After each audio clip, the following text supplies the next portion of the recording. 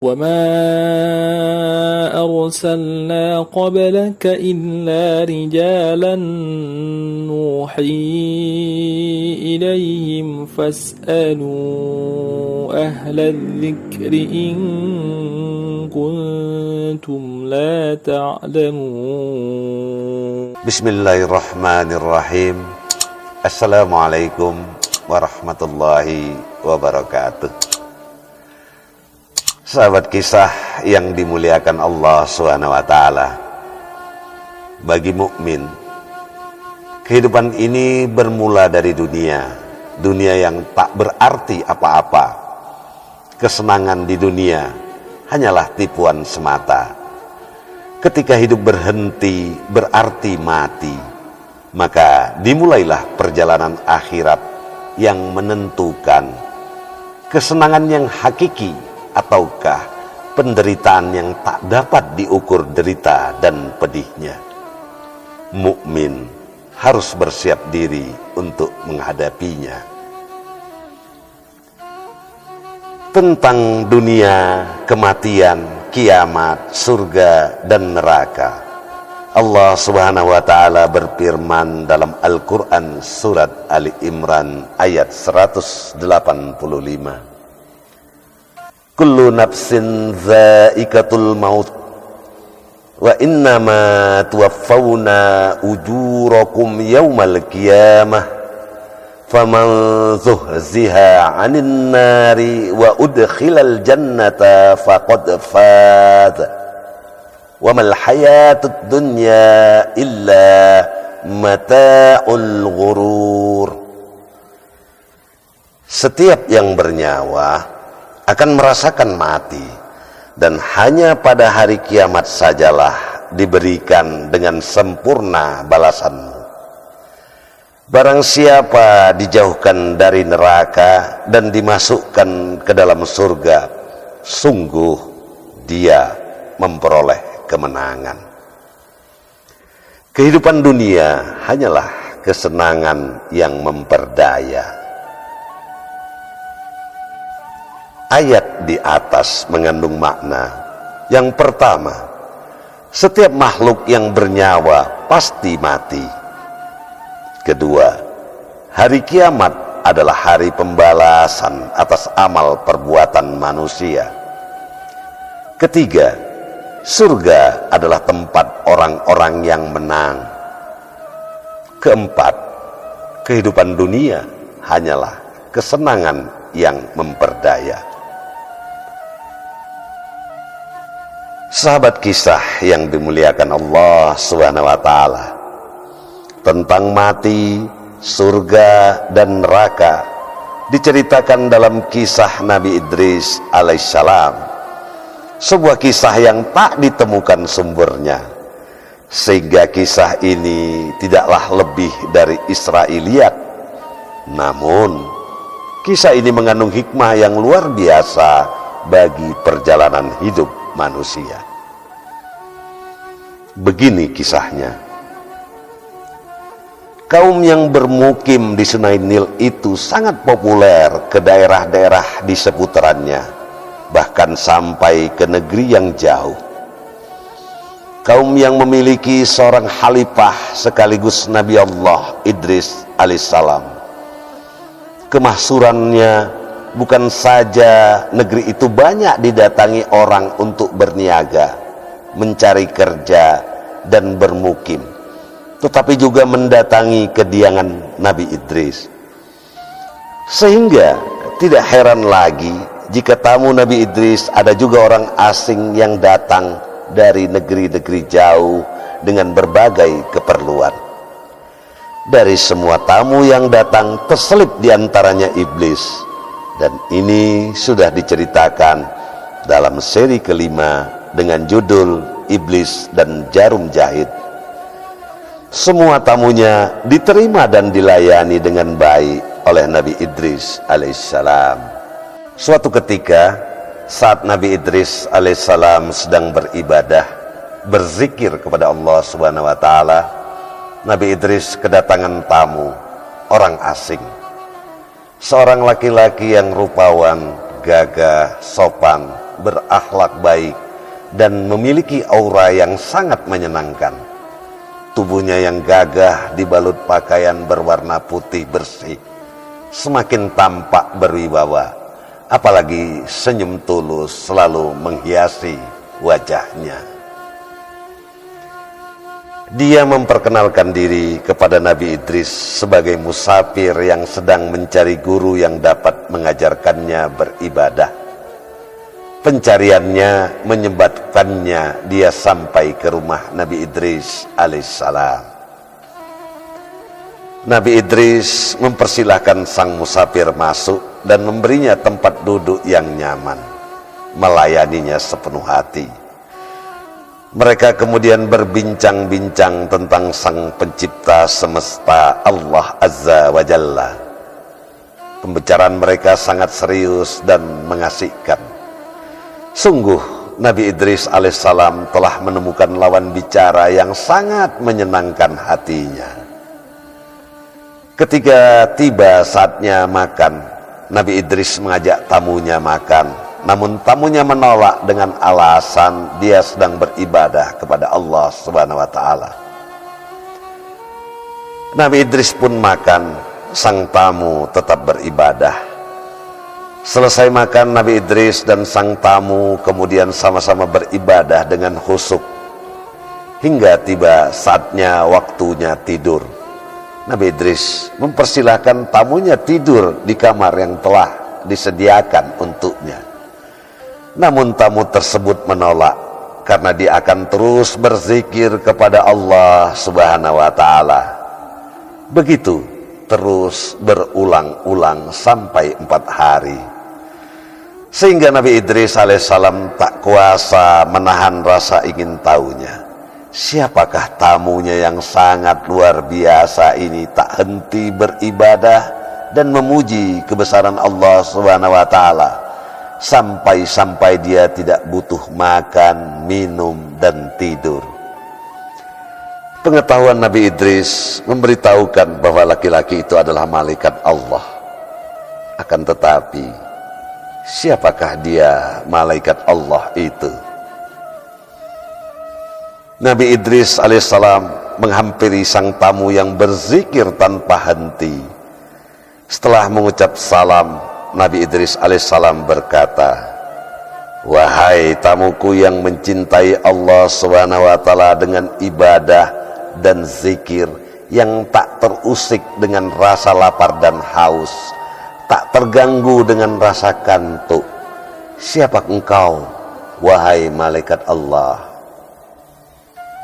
Sang tamu menjawab pertanyaan Nabi Idris alaihissalam dengan singkat, "Akulah Israel." Nabi Idris alaihissalam berucap, "Subhanallah, apakah kedatanganmu hendak mencabut nyawaku? Jika demikian, tentulah lebih baik bagiku untuk menghadap Tuhanku Allah Azza wa Jalla. Dia maha atas segalanya." Malaikat Israel menjawab, "Aku datang mengunjungimu dengan izin Allah.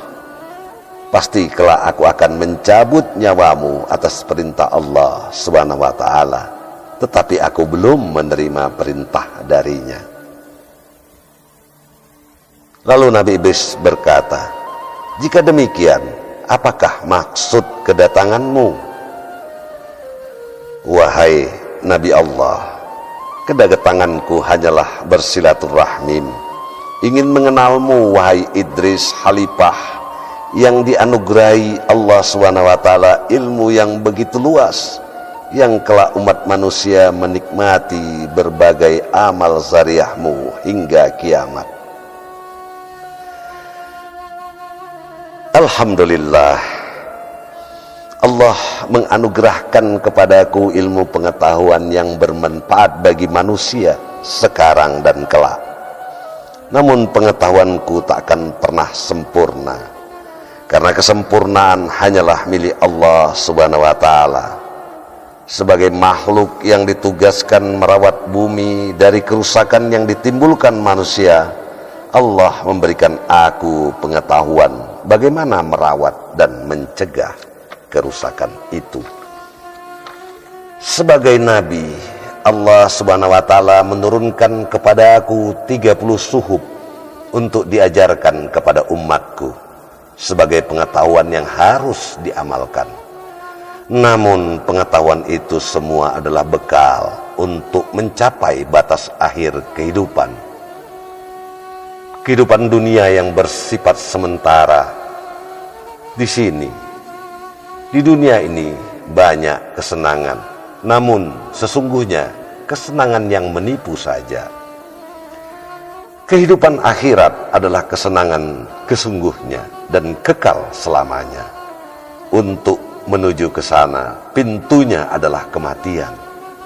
Tak ada yang tahu bagaimana rasanya mati. Nabi Idris terdiam. Dia menatap malaikat penuh harap. Kemudian dia berkata, "Wahai malaikat Allah, Israel sang pencabut nyawa, dapatkah kau ceritakan pada aku bagaimanakah rasanya mati? Maksudku, bagaimanakah rasanya ketika ruh dicabut dari tubuh manusia? Seperti apakah rasanya sakratul maut itu?" "Wahai Nabi Allah, aku tidak tahu bagaimana menceritakan sakitnya. Namun sangat teramat sakit. Rasa sakit yang sulit dicari bandingnya. Bagaimana aku bisa menceritakannya?" Hening sejenak. Tak ada suara dari keduanya. Tiba-tiba keheningan itu terpecahkan oleh pertanyaan Nabi Idris alaihissalam. "Wahai malaikat Allah, dapatkah engkau membantuku? Aku ingin merasakan bagaimana sesungguhnya sakratul maut itu. Setelah itu kembalikanlah nyawaku agar aku dapat menyampaikannya kepada kaumku, sehingga dapat menambah ketebalan iman mereka dan meningkatkan kualitas ibadah mereka kepada Allah Subhanahu wa ta'ala." Malaikat Israel terkejut mendengar permintaan Nabi Idris alaihissalam. "Wahai Nabi Allah, aku tidak dapat mengabulkan permintaanmu. Ketahuilah, aku mencabut nyawa hanyalah berdasarkan perintah Allah Subhanahu wa ta'ala." Mendengar jawaban itu, Nabi Idris alaihissalam diam dan kemudian melantunkan zikir di dalam hatinya seraya berdoa kepada Allah Subhanahu wa ta'ala agar dia diberi kesempatan merasakan mati. Nabi Idris tak berhenti berzikir dan berdoa, berharap keinginannya dikabulkan Allah Subhanahu wa ta'ala. Ternyata Allah mengabulkan doa Nabi Idris alaihissalam. Allah memberi wahyu kepada Israel agar mencabut nyawa Nabi Idris. Seketika itu malaikat Israel mencabut nyawa Nabi Idris. Setelah Nabi Idris tidak bernyawa, Israel menangis atas kematiannya sambil memohon kepada Allah agar menghidupkan kembali Nabi Idris. Kemudian Allah mengabulkan permohonan Israel. Nabi Idris pun hidup kembali. Israel bertanya kepada Nabi Idris, "Wahai Idris Nabiullah, bagaimanakah rasanya sakratul maut itu?" Nabi Idris alaihissalam tidak langsung menjawab, tetapi bahasa tubuhnya terlebih dahulu menjawab pertanyaan malaikat Israel melalui raut muka. Ekspresi wajah Nabi Idris menunjukkan rasa sakit. Kemudian dia berkata, "Sesungguhnya rasa sakratul maut itu saya gambarkan seperti binatang yang masih hidup, kulitnya dikupas dari dagingnya." Nabi Idris terdiam, selayaknya merasakan sesuatu. Kemudian dia berkata, Tidak seperti itu sakitnya. Mungkin berkali-kali lipat dari itu. Sungguh rasa sakit sakratul maut tak dapat diungkapkan dengan rangkaian kalimat karena sakitnya yang tak terperi." Malaikat Israel menyimak kata demi kata yang diucapkan Nabi Idris dengan penuh perhatian. Lalu dia berkata, padahal aku mencabut nyawamu wahai Nabi Allah dengan lemah lembut. Aku sangat berhati-hati. Aku melakukannya secara halus saat mencabut nyawamu ya Nabi Allah. Berbeda ketika aku mencabut nyawa manusia lainnya. Meskipun demikian, ternyata engkau masih merasakan sakit yang luar biasa. Wahai Israel, aku telah merasakan sakratul maut, tapi ini cuma awal dari perjalanan akhirat. Bisakah engkau mengajakku berjalan lebih jauh memasuki akhirat? Aku ingin melihat neraka, agar aku bisa menyampaikan kepada umatku, jika mereka tidak beriman dan bertakwa kepada Allah Subhanahu wa Ta'ala, mereka akan menghuni neraka jahanam, tempat balasan bagi orang-orang yang ingkar kepada Allah Subhanahu wa Ta'ala. Ya Nabi Allah, aku hanyalah makhluk sebagaimana engkau. Aku tak memiliki kuasa untuk memenuhi permintaanmu. Bermohonlah kepada Tuhanmu.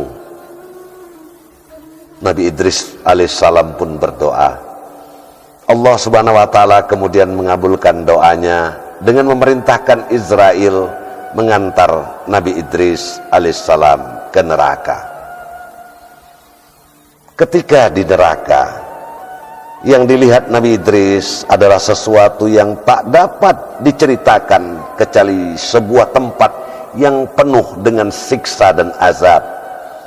Siksaan yang maha dahsyat, azab yang terus berulang-ulang tanpa henti, api yang menyala-nyala sangat-sangat dan sangat panas. Penghuninya kelak adalah orang-orang yang ingkar kepada Allah Subhanahu wa Ta'ala, melanggar larangannya dan sombong tidak beribadah kepadanya. Nabi Idris alaihissalam tidak sanggup menyaksikan berbagai siksaan yang sangat mengerikan itu. Tak ada pemandangan yang lebih mengerikan dibandingkan dengan neraka. Api berkobar dahsyat, bunyi yang bergemuruh menakutkan, dan hal-hal yang mengerikan lainnya. Nabi Idris meninggalkan neraka dengan tubuh yang lemas. Setelah kembali ke dunia, Nabi Idris berkata, Israel, aku telah dapat menceritakan kepada umatku bagaimana rasanya mati, dan aku dapat menceritakan tentang neraka karena aku telah merasakan keduanya. Namun aku tak dapat menceritakan tentang surga karena aku belum pernah ke sana. Israel, dapatkah engkau membawa aku melihat dan mengunjungi surga? Israel menjawab, wahai Nabiullah, berdoalah kepada Allah Subhanahu wa Ta'ala. Jika doamu dikabulkan, maka aku akan diperintahkan mengantarkanmu ke surga. Nabi Idris pun berdoa. Allah Subhanahu wa Ta'ala mengabulkan doanya. Lalu Israel membawa Nabi Idris sampai di depan pintu surga. Nabi Idris memohon agar Israel membawanya masuk ke dalam surga. Namun malaikat maut menyuruh Nabi Idris alaihissalam berdoa. Jika Allah Subhanahu wa Ta'ala mengabulkan doanya, Israel akan mengantarkannya masuk ke dalam surga. Lalu Nabi Idris alaihissalam berdoa. Allah Subhanahu wa Ta'ala mengabulkan doanya. Maka dilihatnyalah sungai-sungai yang airnya begitu bening seperti kaca. Sementara itu di pinggir sungai terdapat pohon-pohon yang bagian batangnya terbuat dari perak dan emas. Lalu ada juga istana-istana untuk para penghuni surga. Di setiap penjuru ada pohon yang menghasilkan buah-buahan. Buahnya pun begitu segar, ranum dan harum. Setelah puas berkeliling, malaikat Israel mengajak Nabi Idris alaihissalam pulang ke bumi. Namun Nabi Idris enggan pulang dan ingin tetap berada di surga. Ya Nabi Allah, engkau kelak akan tinggal di sini setelah kiamat nanti. Setelah semua amal ibadah dihisab oleh Allah, engkau akan menghuni surga bersama para nabi dan orang beriman lainnya. Hidup penuh kenikmatan sebagai balasan atas iman dan takwamu kepada Rabb-Mu.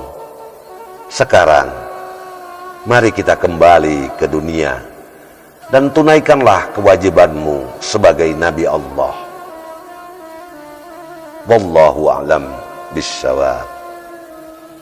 Sahabat kisah yang dimuliakan Allah Subhanahu wa taala, insyaallah kita jumpa lagi di seri ke-7 episode Nabi Idris alaihissalam. Wassalamualaikum warahmatullahi wabarakatuh.